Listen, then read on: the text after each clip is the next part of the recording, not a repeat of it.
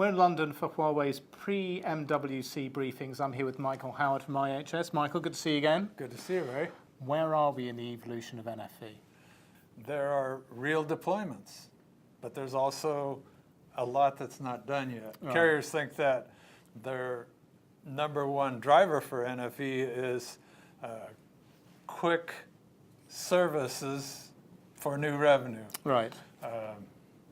And also just operationally to make their network run smoother and all of that. However, the big barriers are that not all software is carrier grade yet, although there is enough carrier grade that people are deploying real applications, right. Real customer services.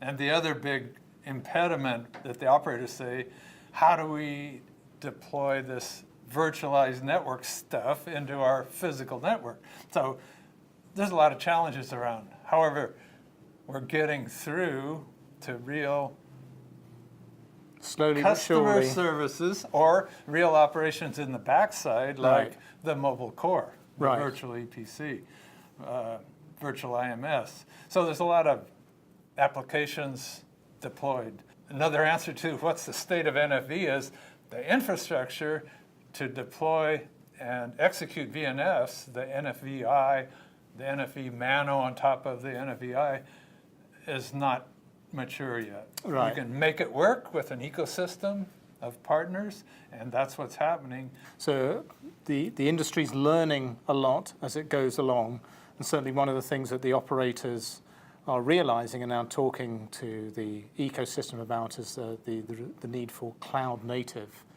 technology and applications. What is cloud native and what is network functions cloudification, if you like? Yeah.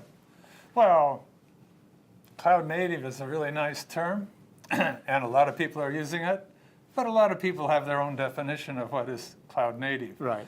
The first step is just translate it to pure software and run it on a server. Well, that's virtualized, but it's not cloud native.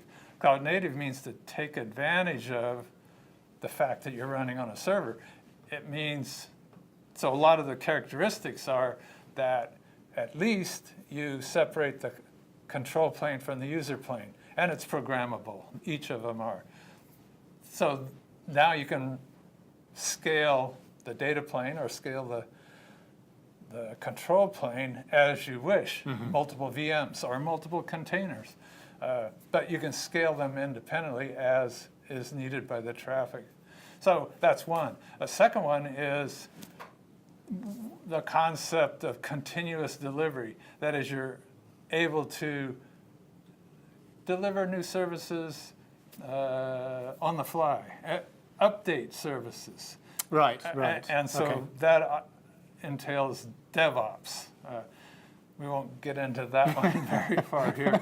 But a couple of key characteristics are stateless. That is, you want to be able to separate the state of a flow from the flow so that you can scale the flow without keeping the state with it, with every instance of the traffic. Right. And another one is the idea of the decomposition into microservices.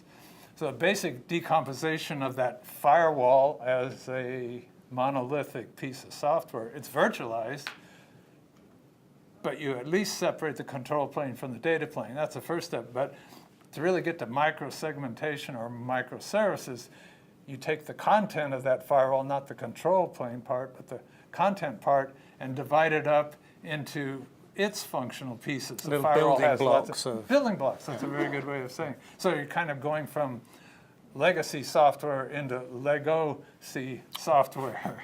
So for a network operator, what are the key advantages of deploying cloud-native software and applications? So a couple of major advantages to cloud native, if you have all those characteristics I just described, is you can create new services quickly.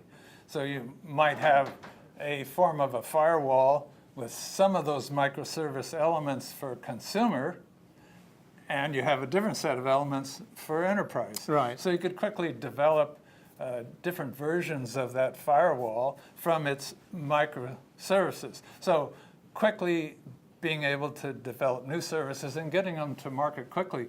So you've got technical flexibility and business strategy flexibility as well, I guess. Both. Yeah. Excellent. Good point. Right. Excellent, Michael. Thanks very much. It's good Thanks, speaking Ed. to you. Good to Thank see you. you.